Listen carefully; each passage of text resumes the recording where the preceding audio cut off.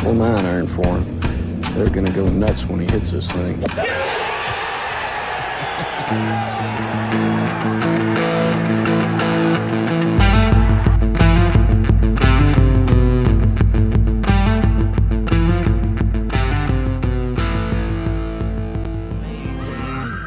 Yesterday's price is not today's price. Yo, yo, yo. Welcome in, golf fans. This is the Preferred Lines podcast and an early edition this week covering all things Players Championship and TPC Sawgrass. I'm extremely excited to be on site this week, nearly all week up in Ponte Vedra Beach. I've got an incredible show lined up for you tonight to preview the event, an exciting guest that I'm going to bring on momentarily. But I must mention that the show is proudly supported by the good people over at Rotoballer. The promo code, if you want to get access to all of the written and video content that we do over there, is LINES. That's LINES. That will get you everything. That will get you the Model Maniac, Spencer Aguiar, Joe Nicely. It's going to get you in the Discord channel, which the matchups continue to be red hot. We are 2-1 so far this week. We are recording this podcast a little bit early before the final round conclusion of Bay Hill, which looks to be like a jam-packed leaderboard. We've got some controversy, all the things that we love to see at the top of a leaderboard in a PGA Tour tournament. Thank you for joining us on this show. If you have time and you're on the YouTube channel, please feel free to subscribe to the YouTube channel. It does me a great deal of help. If you want to share the show with a friend, we have the 5th major this week. We have a massive event. We've got a premier field. We've got the biggest purse in professional golf, and we're excited to cover it for you here in just a second. So without further ado, I'm excited to finally welcome this person to Preferred Lines. We've been trying to work out the time difference. We had a little lapse this morning, and myself realizing that daylight savings time doesn't quite exist over in the UK just yet for another 3 weeks. We're excited to bring him on now, of course, from the Golf Betting System and the Golf Betting System podcast. One of the originals, one of the very first people that I followed when I started following golf content on X. Welcome to the show, Steve Bamford. How are you this morning or afternoon UK time, we now know? Joe, I'm great. How are you? Is that a true story? I was one of the first that you followed. You poor Absolutely. man. So when was your first piece of golf content in terms of the betting space? This is our 15th year, 2009. Amazing. Can you believe that? And we're still around. Still doing it, man. Yeah, we're still doing it. We're still grinding week in and week out. Yeah, with Sunday over there, obviously I was up a little bit too early, but happy Mother's Day to your mom. Happy Mother's Day to your wife, and your son's going to go over there and see, and I hope that you have a great day, and I appreciate you making some time for me this afternoon there. No, I wanted to be on the show for so long, as you know, so it's great to be on board, Joe. Thank you. Yeah, so we've got the Players Championship. I want to get sort of right into that. I want to talk a few topics, sort of overarching professional golf right now. But were you surprised, Steve, as I was when the field was released, that Tiger Woods isn't playing? Yes, did note that. He's stated, isn't he, that he wants to compete on a monthly basis. So clearly this would have been a part of that schedule. Right. It's just sad, isn't it? It's sad not to see Tiger involved. So his performance at the Genesis was okay, but we just want Tiger to be healthy and competing. So it's all right, Steve. So I wanted to ask you a little bit about the difference, and we're sort of getting this influx. It was just sports betting legalized down here in Florida. We currently have one book, the Hard Rock Sportsbook. You have so many options, and I was looking at them earlier today over there, and it seems the difference to me is with the each way placing, obviously, that you're able to get. How does that affect sort of how you bet golf and the difference that you've noticed in the sportsbook availability over there in Europe versus here in the US? Well, the availability here in the UK is massive. It has been. But like you say, I mean, we've been able to use each way betting here, since we started in 2009. Now, those actual terms have changed as well. You know, when we started in 2009, the each way places would be 5 places across the industry, and it would be a quarter the odds for the place. So, of course, you're putting, let's say we're putting £2 or $2 on. you're putting the first dollar on the win bet and the second dollar on the each way bet. They're two separate bets. Yeah. But so what you would be getting with those old 5 places a quarter the odds would be clearly 25% return on the place of the overall odds. So if it was 100 to 1 shot, you'd be effectively getting 25 to 1 the place, $25 back on a $1 stake.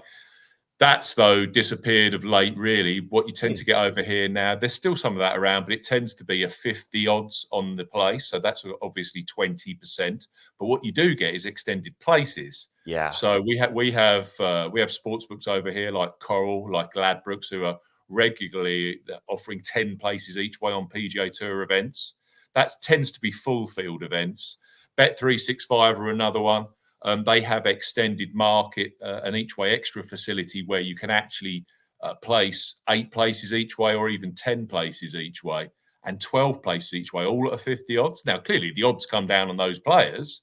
Yeah. But you are maximising your chances of actual getting a return, which is that.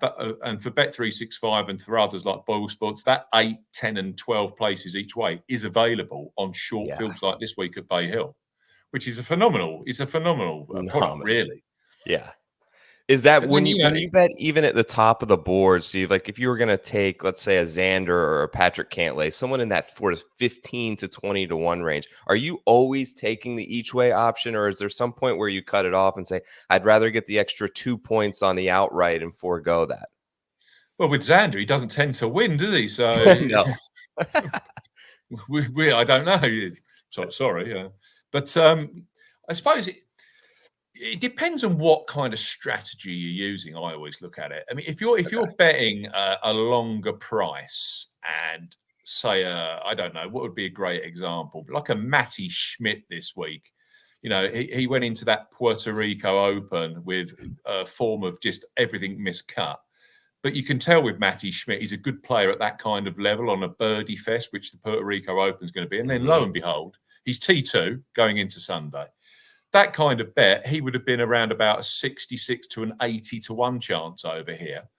But do you take the shorter places and the better odds, or do you take the longer places and the shorter odds? It depends, I suppose, if you genuinely believe that player is going to win, or if it's genuinely an each way punt that you're basically betting that he's going to finish in those top 6, 7, 8 positions. So it basically is beauty. It depends what strategy as a punter, as I would call them, a better that you want to use. Yeah, it's a risk reward thing. I totally get that. You mentioned you've been doing golf betting content for 15 years. I wanted to ask you a little bit about the evolution. Like now, there are every single statistical analytic you can imagine is available that I'm sure you had no access to 15 years ago, from ball speed to apex height and all this stuff. And we as bettors tend to, myself, I feel like I do this, Steve, as I start to get really deep in the weeds with looking at some of this stuff. How much are you utilizing it at this point? Is it more of like, I want to look at strokes gained total and just see who's playing the best? Or do you think us as a golf betting community as a whole is getting too far into individualized analytics? Can you imagine what it's going to be like when AI sort of gets built into all of this as well? I mean, you think it's complicated at the moment, Joe? I don't know. I go through phases. I really do, and I'm at a phase right now where we've seen 100 to 1 winners week after week, 80 to 1. I think the shortest price we saw was potentially Nap a few weeks ago. 40. I had 40. 40 over here. There was a little bit of 50s available early. That's the shortest price we've seen in 2024 on the PGA Tour win. And when you go through these phases, and I'm a kind of person that does behind the scenes, I mean, I don't know if it comes across in my content, but I do a lot of work on the statistical side of things. A lot of the work I do myself. Yeah. And it's difficult because last season I saw a lot of convergence of winners that tallied with exactly the kind of research that I was doing. So if I wasn't picking that particular winner, I knew that that player was, it was very visible in the research that I was doing. I just didn't pick them. Yeah. This year, it's just year to date, and I genuinely think that a lot of this has clearly got to do with the fact we've now started a 2024 season at the Century, rather than having that carryover from as early as September last year. They used to run the Fortinet. Yeah, that's clearly moved the statistics around, and we're not dealing at the moment with the same animal that we were dealing 4, 5, 6 months ago in terms of form and statistics. So I don't know. I'm kind of in a quandary. And I'm having this quandary on the Golf Betting System podcast with the other two, with Paul and with Barry, who's on there. It's like I've got to the stage now where I'm literally going to just go on gut feel, back it up with some statistics, and just go for that. Just try and find some key numbers that I think you do need as a player going into a tournament. And, if my gut feel players haven't got those, maybe move them to one side. But if I'm seeing a picture that isn't perfect, but it's adequate, just go with it. Yeah. That's kind of where I'm at too. It's just golf betting, Joe, isn't it? You get ups and downs. And I've always, Steve, I've always been exactly what you would say. Like, I would consider myself a feel and a gut better. And I try to, and this is difficult. And it kind of brought me back to this, Steve. And I don't know how much you've caught of the Full Swing series, if you caught any of those episodes yet, but they dive deep into a couple of different players like Rory, Joel Damon, Wyndham Clark. I thought were great episodes. Ricky Fowler. And what I think that sometimes maybe I mistakenly forget when I'm running stat models with 5% weighted on this category and this category is, how does a player feel? How do they feel about their game? Where's their confidence level at? Where is their motivation? What sort of narratives are surrounding what's going on in their world? Like, you could see how much last year was weighing on Rory McIlroy during that sort of series. You could see what Joel Damon was going through outside the ropes on a golf course, the strides that Wyndham Clark had made. And he talked about dealing with struggles and, borderline alcoholism and just drinking and being depressed and being angry all the time on the golf course. And he got with this mental coach who really shifted his focus and became very positive. And I think that I need to maybe get back to looking at press conferences, looking at transcripts, trying to read more into the player and where they're at both mentally and physically, and less sort of about how they've hit their approach shots from 150 to 175 yards in the last 24 months. I think it's the right answer is a blend of both. But I think as this more stuff is introduced, myself and others have maybe forgotten that other aspect of, what are they dealing with? Where's the scar tissue at? Where's their confidence level at? In those kind of metrics that have always been a big factor in betting golf, which is such an individualized sport. Yeah, I agree with that completely, 100%. I mean, this season, I keep mentioning President's Cup. Regulars who listen to my content will be bored with it. But there's, and all of a sudden, Canadians, Koreans, Australians, South Africa, they all levitate up the leaderboard. And you're seeing non-Ryder Cup year. Yeah, okay, you've got Shane Lowry. But in general, the Europeans, and it's early, they haven't really done a great deal on the PGA Tour, apart from Matteo Pavon, who was clearly a rookie on the PGA Tour, comes across from the DP World Tour, shocks everybody. Wow, we've actually got some DP World Tour players that can play on the PGA Tour. And that's one of the things that I've enjoyed this year. We've had some, clearly the 10 qualifiers have gone across. We've had ups and downs. McIntyre hasn't done a lot, but there's been some players there that have really hit their straps, that have really said to the PGA, so yeah, we can compete. We can win tournaments in the United States. And that took me by surprise. But going back to your original question, I think reading around player interviews is important. Trying to understand motivations, trying to find world golf ranking cutoffs, this kind of backstory that these guys, their agents and their teams are constantly talking about. Right. Yeah. That's what kind of drives, that can drive results, that can drive reasons why that player all of a sudden, wow, where did that come from? And it's, there's always that we don't understand. These golfers are not a strokes gained model. They are human beings who are being spoken to by myriads of different people within their own teams. You know, you can imagine with a lot of these players as well, they know that they're playing well. They're playing well in the Pro-Am on the Tuesday or just in general. And, you know, oh, wow, look, my odds are shortening on the odds boards. And some of these guys just can't cope with it. And all of a sudden they're firing in 78 on a Thursday. Yeah.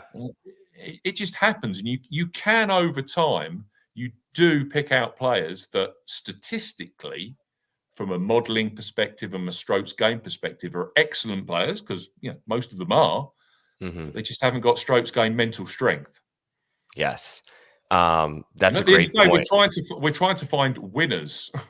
Yeah. And one of the things, I want to touch on, because we're yet to we're recording this Sunday morning before the final round at Bay Hill. Scotty Scheffler's on top of the leaderboard. It's been nearly a year. Next week at the Players Championship, I'm not counting the Hero World Challenge, will be a full calendar year before world number one has a win. Right. I think I don't have the numbers.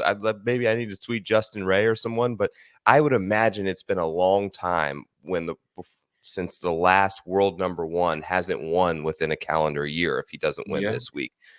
He's on the top. He seemed to be at peak frustration levels on that front nine. Like, I saw him turn to Ted Scott and yell something at him, and was very aggressive with his hand motions, and seemed like he was ready to snap his putter over his knee. And then all of a sudden on the back nine, something clicked. Now we have this great leaderboard with him and Wyndham Clark, who had the potential rules violation.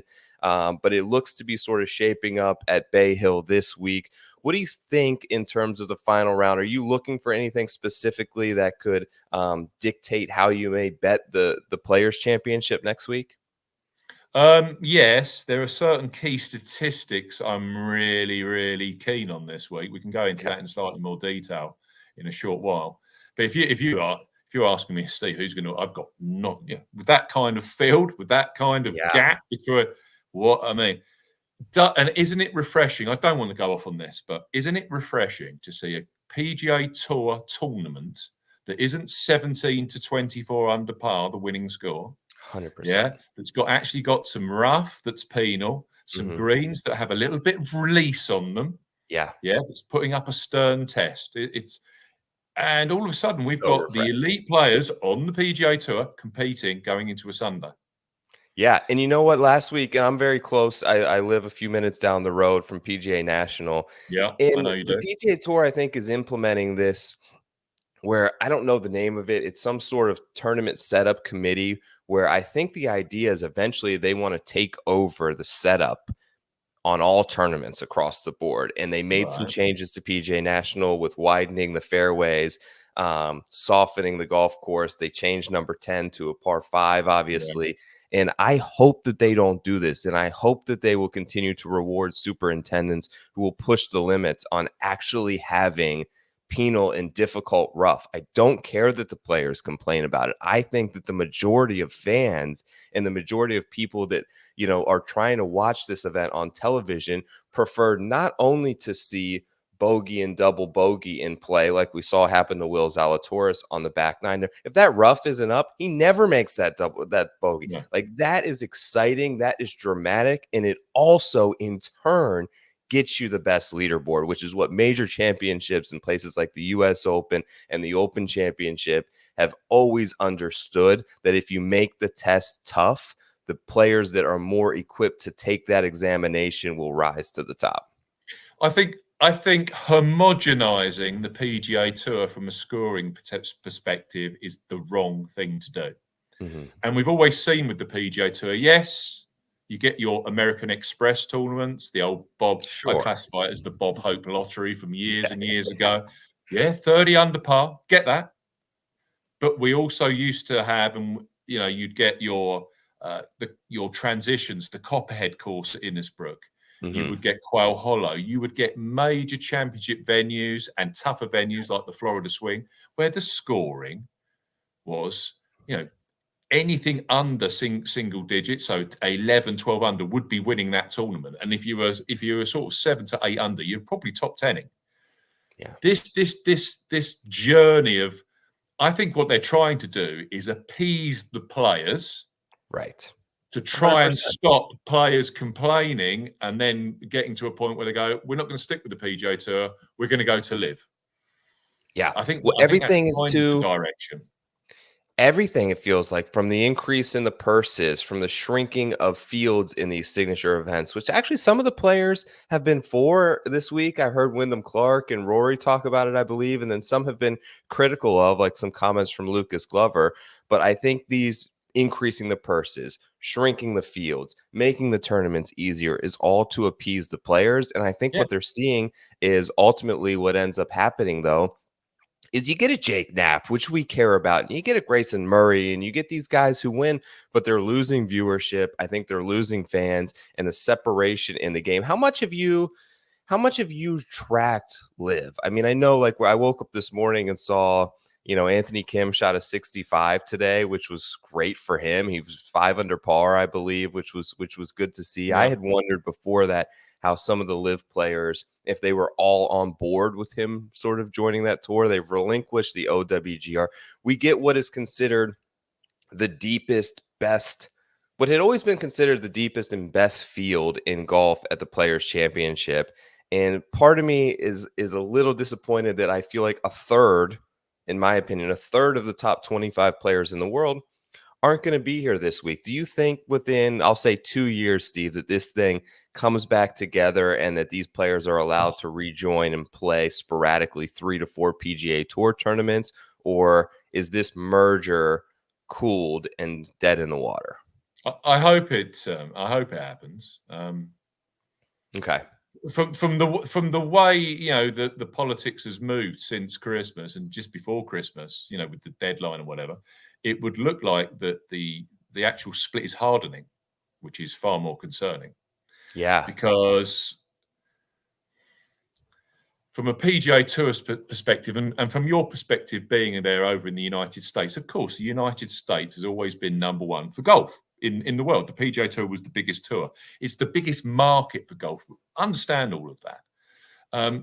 And clearly, from an American perspective, with baseball, with American football, with a whole raft of different sports that you've got, you guys dominate those sports. The issue we've got here is with the PGA Tour versus Live, is that clearly the Live Tour is funded by the PIF. It's funded by Saudi Arabia, and clearly they have got extremely deep pockets, probably deeper pockets than the PGA Tour have got, and that's with the new funding that they've got. Yes. So it's this entrenchment is very, very dangerous for the PGA Tour, in my humble opinion. And I don't really tend to know what I'm talking about. I get that, but these are just my views. That isn't what we want, though. I was far more excited when they were talking about merging it back together. Now, I don't know where in my mind, the only thing that could potentially bring this back together is someone like, clearly, the Masters and the majors saying this really does have to stop. We have to start bringing everyone back under the same umbrella. Mm-hmm. Now, that might not even mean that Live and PGA Tour merge again, but they can run concurrently, and they can have events where they do actually have players competing with each other. Something needs to happen because, as you said, it's just not happening. It's not helping the product. It's not helping with golf in general. It certainly isn't. It isn't growing the game, which you keep hearing. It's far from that, isn't it? It's not driving golf at all. It's dividing golf. Yeah, it's dividing golf, and it's demoralizing because guys like us that love golf, but we love the betting side of it. It's sad to see. I want to see the best players at the Players Championship. Yes. But at the moment, all we do is see the best players on the PGA Tour, and we know that there's 25, 30, 35 players that are playing. Where were they playing this? I mean, you said to me, how much interest do I take? Since I've been up this morning over here Sunday, I've only just looked at the leaderboard. Answer won in a playoff. Yeah, I saw that. I know. And remember old Abe Answer? He was always a great pick for the players, wasn't he? decent Answer. driver, decent approach play. Oh, I Always remember having Cam yeah, Smith yeah, at yeah. the players. Dustin Johnson was always very good at the players. So I miss these guys, and I hope that they're able to come back. I don't like you. I don't really know where the politics stand on it. It seems like the two parties have cooled, while it seems like the players have warmed to the idea of a merger. You hear comments from Rory, and they seem to be coming around to more open, and they understand. I think while even though they may not like the idea of it, they understand that what's best for the game is them all to come back together, even the PGA Tour players. So we'll kind of see where that goes. Let's get into, I want to talk a little course preview here. Let's talk a little bit about TPC Sawgrass. I know you're one of the best at sort of breaking down courses, and I have some notes here, and I want your opinion as well.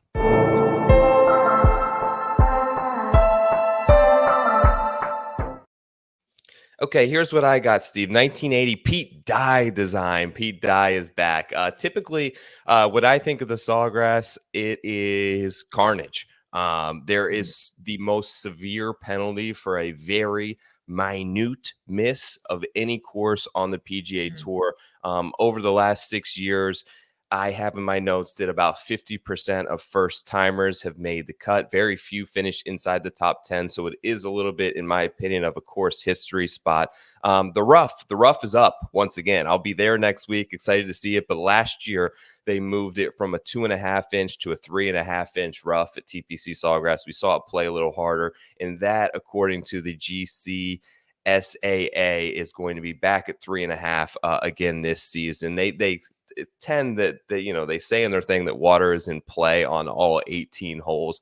I don't really think that's true. It may be off to the side, but there is a ton of water. Unlike the first 2 weeks in Florida with Bay Hill and PGA National, Poa Trivialis greens at TPC Sawgrass now. So it'll be the 6th event of 10 on the schedule this season that are predominantly featuring a Poa strain of grass on the greens.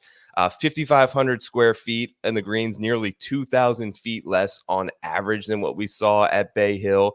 There are some. It's really kind of difficult, in my opinion, to come up with a great comp course. I have Harbor Town, the Stadium course, PGA West, TPC Scottsdale a little bit. What I found is the Hawaii courses, which is a weird one, Steve, because Kapalua and Wailea, we've seen a really good crossover in terms of winners between Cam and Rory and JT.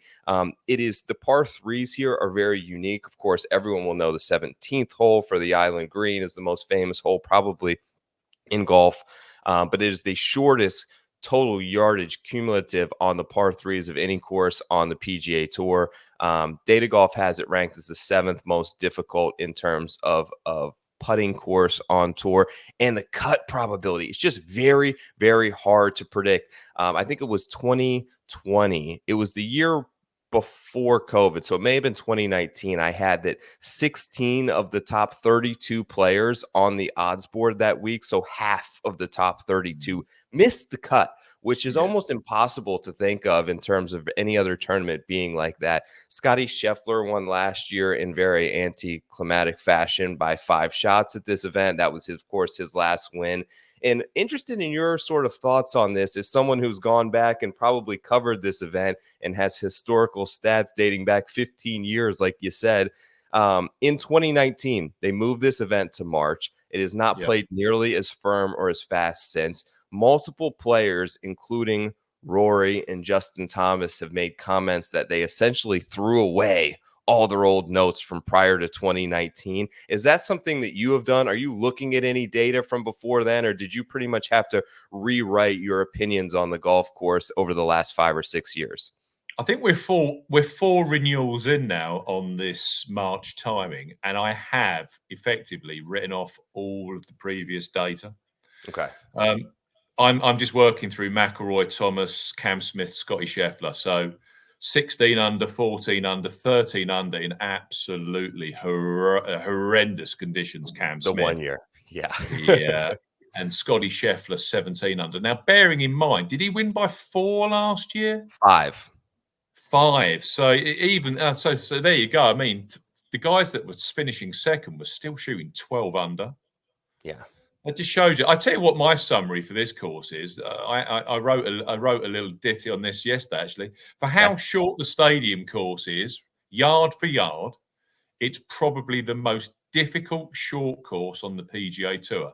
That makes it, in my opinion, Pete Dye's best design. Creating such a tough test on a course that is only 7,275 yards and a par 72 with 4 par 5s shows the level of thought, great design and trickery that Dye has put into the stadium course.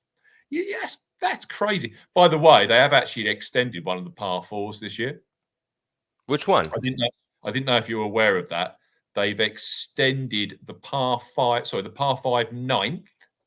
They're taking it up from 583 to 602 yards on the scorecard. So that's making the stadium course this year play 7,275 yards in length.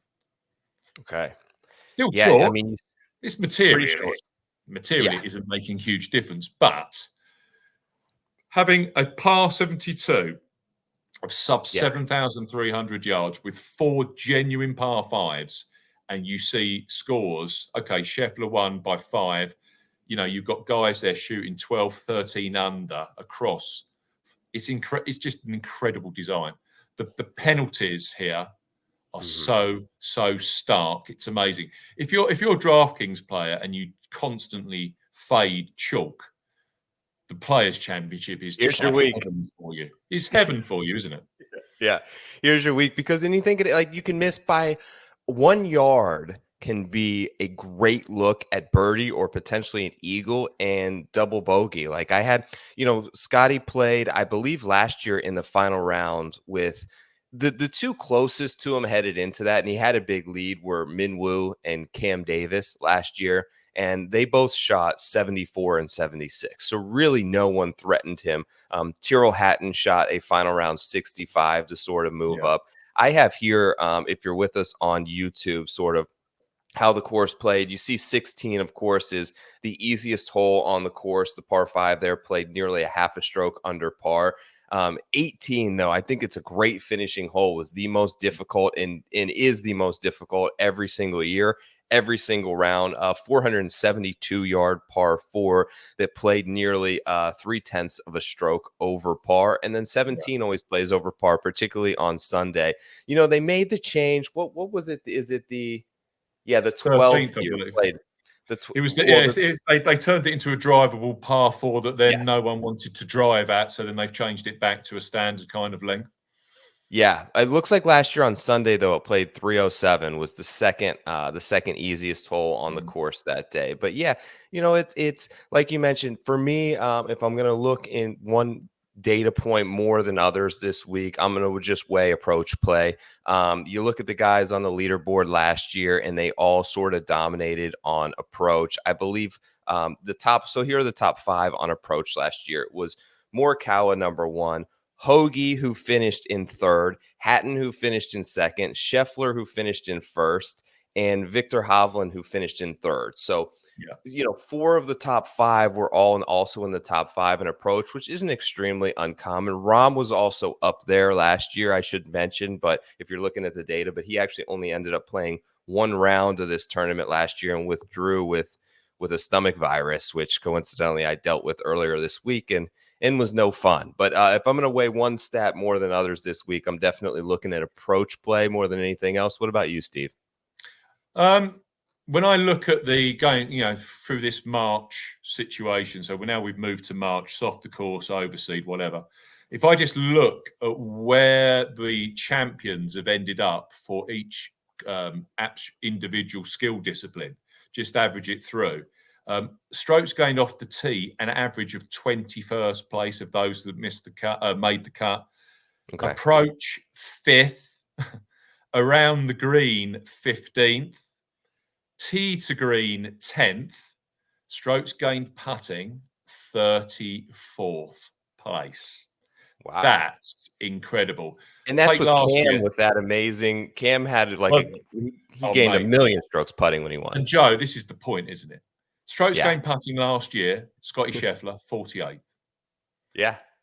Justin Thomas 42nd. Rory McIlroy, 45th. Cameron Smith, 35th for tee to green, first for putting. First, yeah. That's what he does. That's the stadium course. Whoever plays best on the day, it could be a mercurial short game player that's great with their wedges, has a fantastic week with their approach play, and can scramble lights out and just making putt after putt after putt. They can win. And then the next year, one of the best ball strikers and strokes gained tee to green players that we've ever seen in Scotty Scheffler just peppers his way around, strategizes his way around, and wins by 5. Amazing stuff. Let's look at some names this week. Like I mentioned, Sunday, a lot of the U.S. books have not posted odds yet, but your guys over across the seas over at Skybet have some odds up. Let's pull those up now. The betting board. Okay, no surprise here. Scotty Scheffler is going to be your favorite. I think that's a pretty good conclusion to come by. He's roughly 8-1 next week. Skybet has Rory McIlroy at 9-1. Victor Hovland third on the board at 14. You've got Xander and Cantlay there, the guys who never win and are always 16-1 that we talked about. Jordan Spieth at 18-1. Hideki Matsuyama now at 20-1. You know, Hideki had an amazing first round the year that this tournament was canceled, and some nice course history here. Spieth has played pretty well here in the past. Of those names, Steven, I'll kind of cut it there at the top.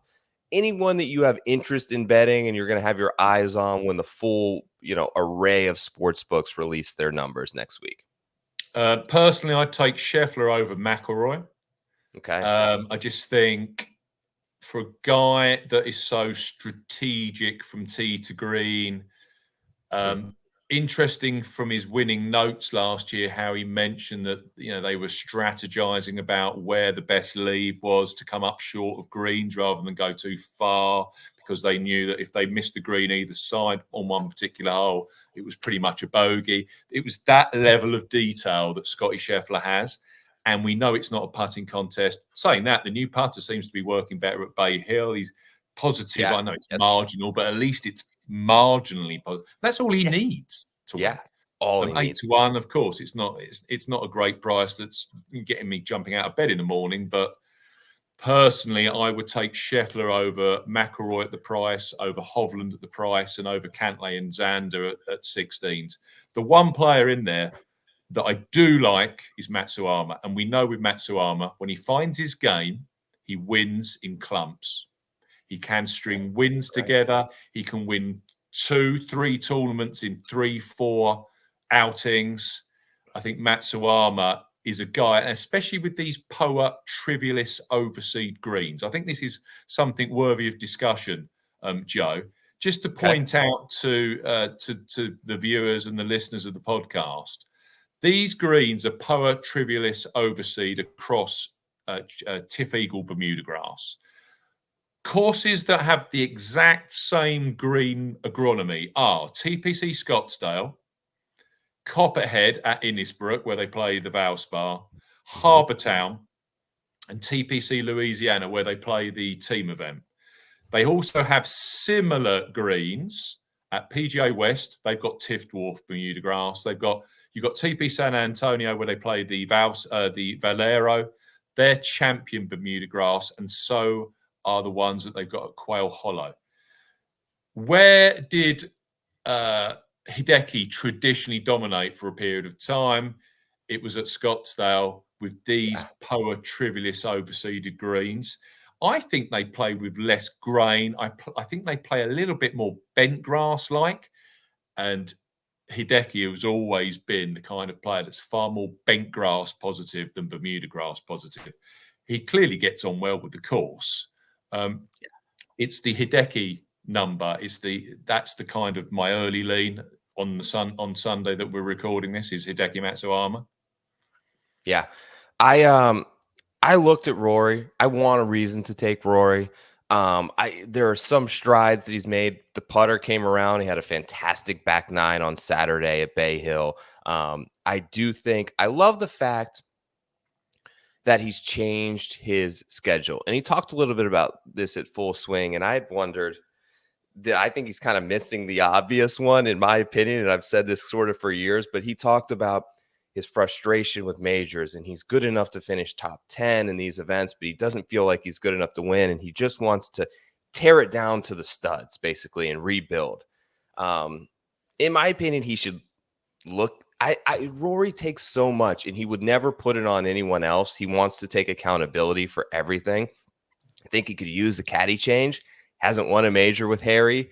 Hasn't won a major since JP. I think that could be of help for him. I love the fact that he brought in Brad Faxon to the greens at Bay Hill and saw significant improvement there. The driver has been fantastic. He was the first player in the ShotLink era to drive the green on the 10th at Bay Hill yesterday. It's such a weapon for him. But what you mentioned about Scotty Scheffler is like, where's Scotty going to potentially not win the tournament? It's on the greens, but where do you lose the tournament at TPC Sawgrass? It's getting there. All the trouble is getting there. It's the water. It's missing fractionally with a 150-yard iron shot, or missing the fairway by 6 yards to the left on any of these holes that are bounded by water. He just doesn't do that. He's going to get it to the green effectively. He's going to be in the fairway. He's going to be on the green. And that is where you are going to gain so many strokes on the field here, because guys are going to get those 2-stroke penalties. They're going to be in the hazards, and he's much less likely to do that. He's just going to have to be steady from 15 to 20 feet, and he should be right there at the top. You had some great points about Hideki. I'm not eager necessarily to bet any one of these guys at the top. This sort of next middle tier range kind of has my attention. You've got Will Zalatoris. I'll bring it back up here. Is sort of dropping now to 22 to 1. Justin Thomas at 22. Ludwig, Morikawa, Homa, Burns, these guys in the mid to high 20s. I have some interest in a number of them. I'm going to pay attention, Steve, to this Morikawa number. He had a terrible Friday and was awful at Bay Hill, but the approach numbers have been really solid here. I think if I could get like a 28 or 30 when the sports book here, I will be more than inclined to take that. 65 opening round here at TPC Sawgrass last year, he was the first round leader. Here's the thing. This last 36, he's hitting 70% of fairways. Tour average is like 55%. So he's going to hopefully be able to mitigate the damage with the water that is bounding the majority of most of these holes.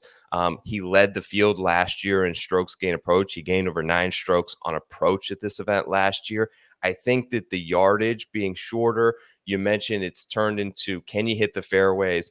Can you hit, let's say, a 145-yard shot close and avoid severe penalty? I really trust Colin here. I'm not so much worried about the putter at this event that I would be at others. So Morikawa has my attention. Burns has my attention. I have him this week. He just can't avoid bogeys right now, Steve, which is problematic, but he's making a ton of birdies. He can score with the best of them. He's won twice in Florida at the Valspar at Innisbrook, which shares the same POA greens, these POA Trivialis greens are really unusual in Florida. There are not many courses, particularly south of Central Florida, that can even deploy these. So the fact that he's won twice in Florida on the same greens is great. He, of course, won at Austin last year on the Pete Dye course, the match play course there that they play that's no longer in effect. But that has a ton of risk reward, these sort of Pete Dye eye lines that you look for, similar in a mold to TPC Sawgrass. So I just love the way he's playing. He's been really accurate with the driver.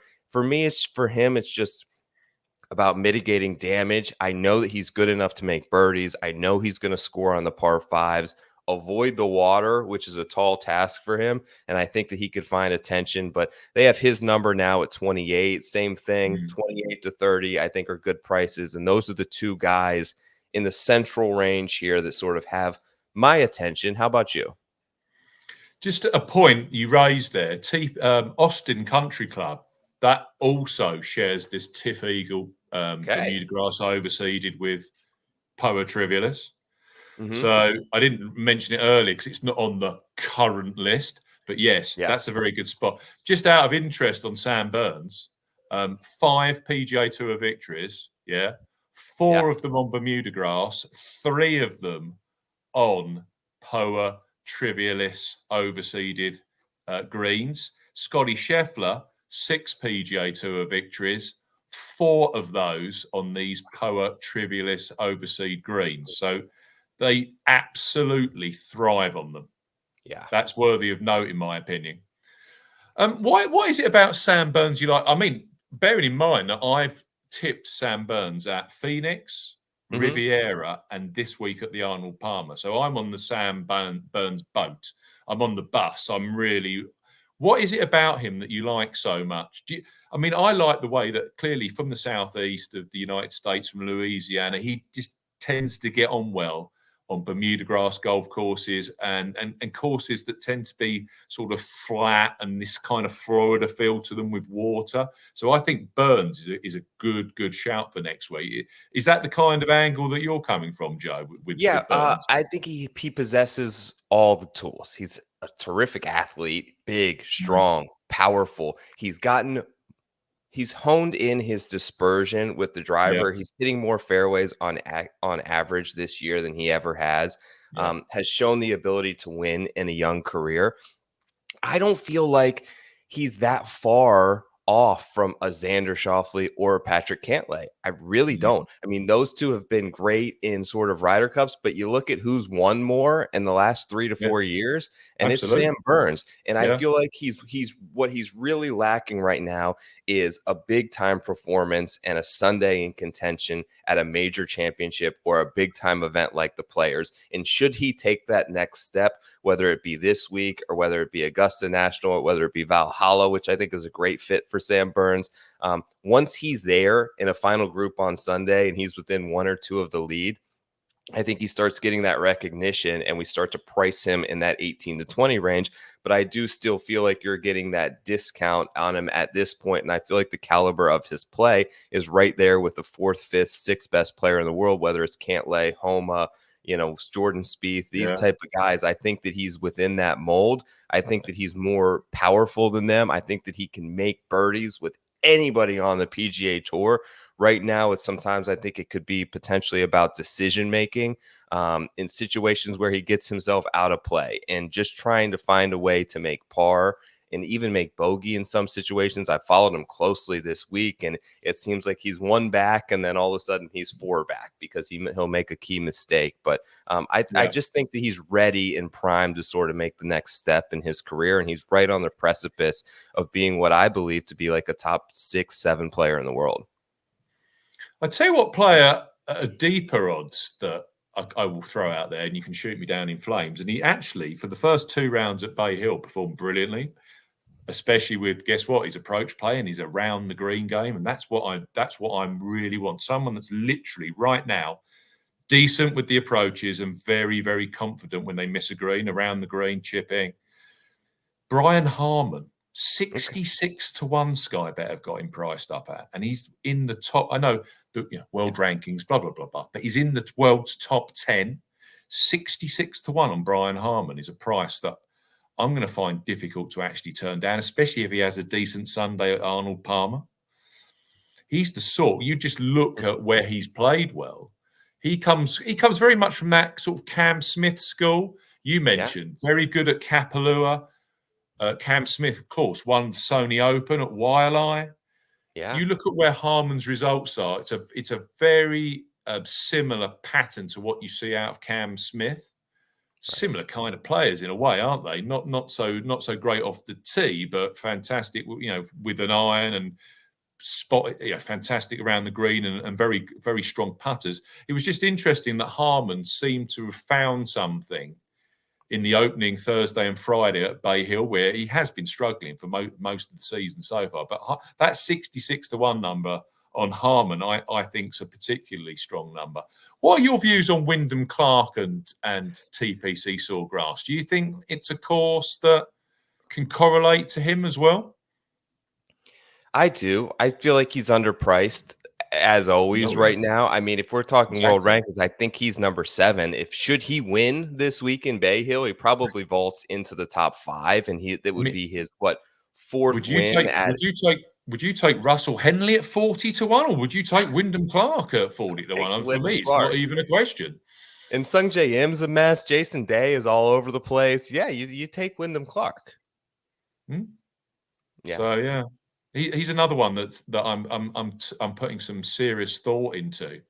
I don't see it being a Cam Young particularly a course. I think this week suited Young more.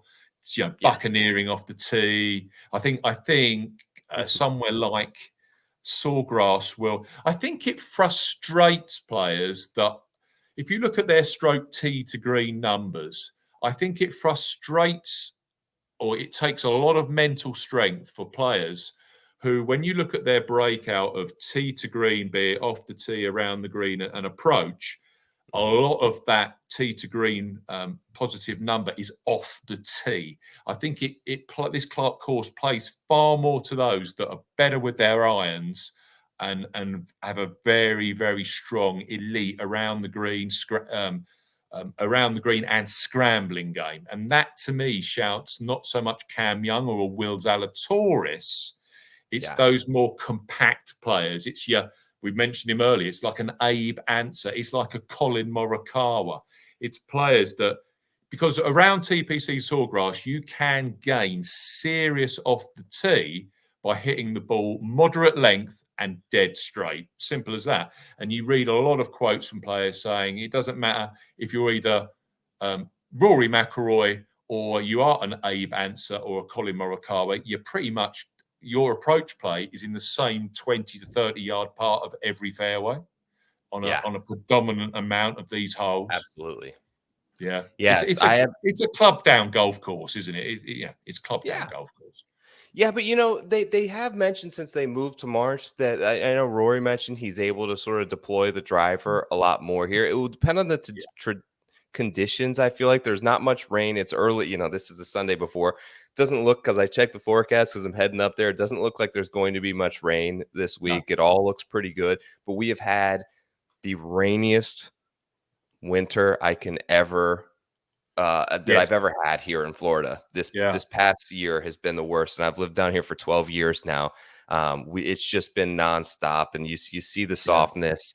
They've been able to firm up Bay Hill a good bit, but I do feel like it's played softer than we've seen traditionally. Obviously, PGA National is softer, so it will be interesting. I know they've got the sub-air greens there, I believe. I'm sure they'll be able to get it playing very well. Another guy right there with Harman, Steve, that kind of has my interest a little bit is Harris English.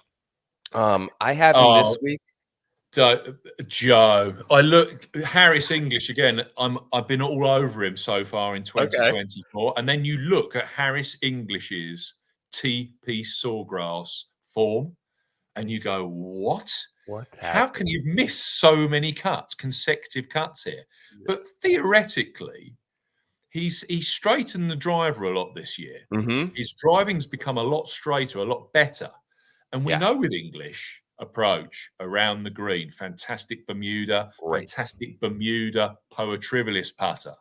So I get that. And again, 66 to 1 I'm seeing.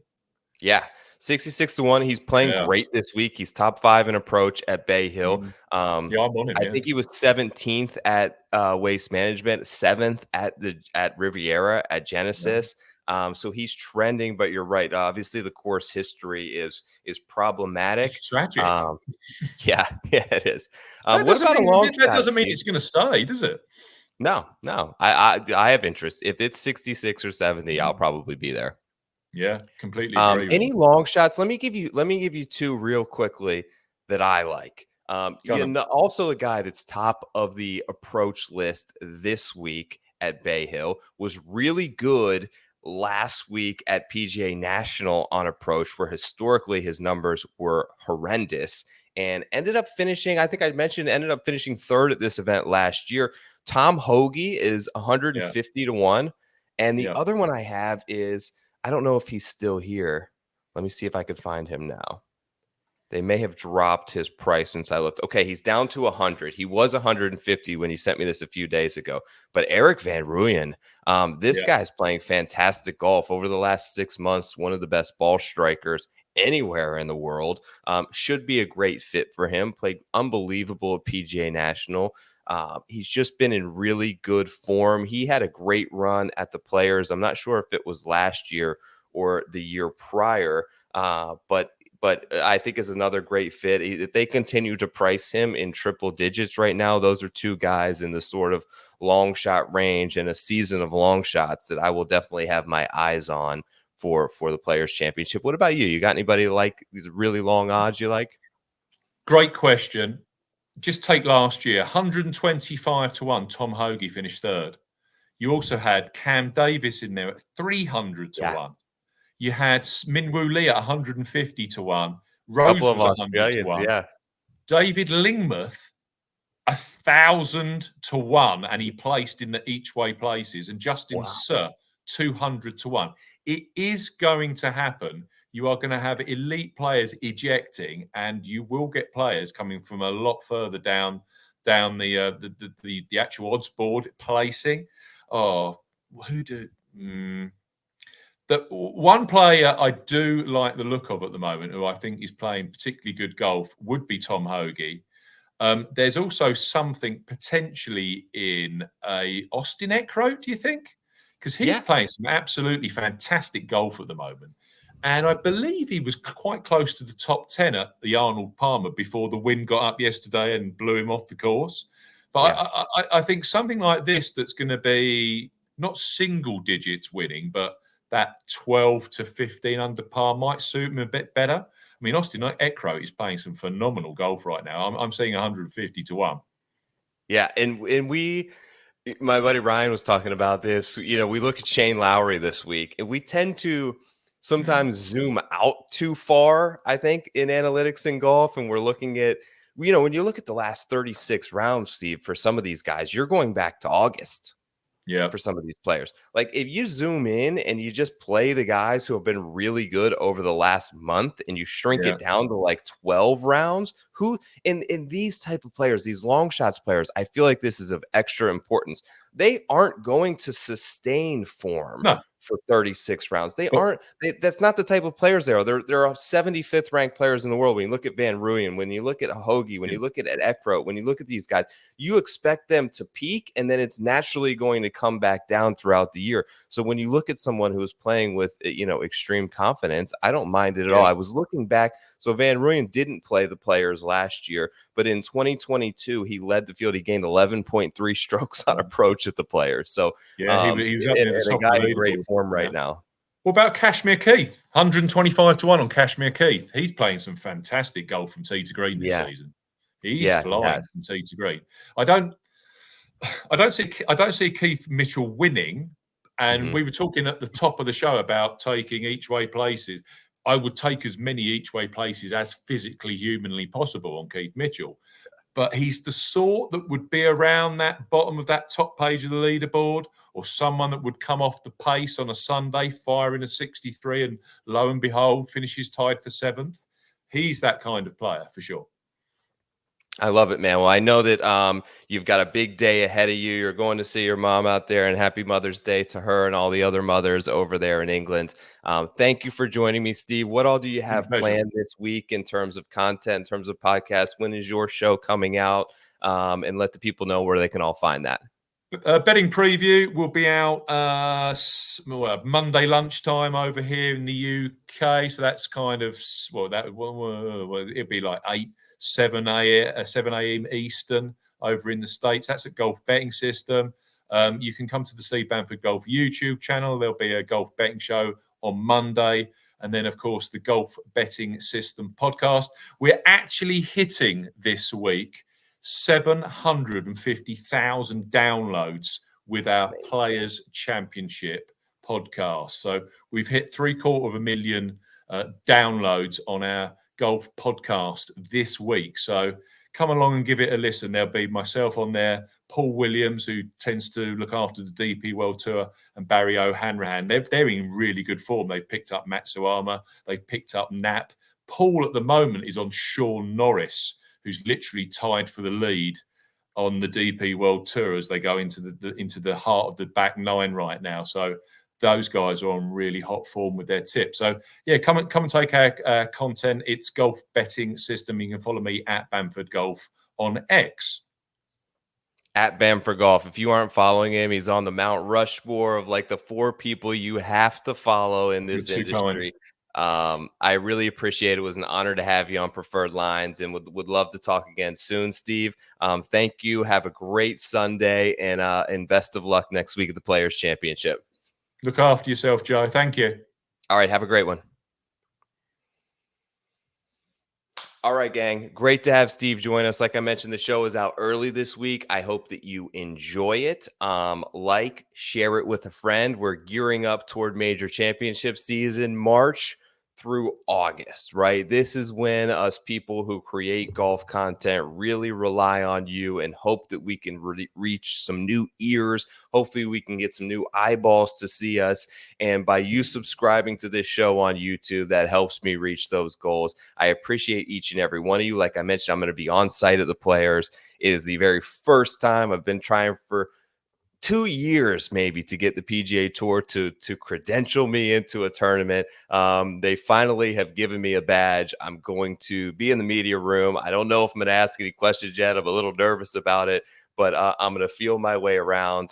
If you are there by any means, shoot me a DM. I would love to meet as many as you as humanly possible next week. I hope that you have a great week. Good luck at the Players Championship, and we will talk soon. Good luck, gang. This has been Preferred Lines. Peace.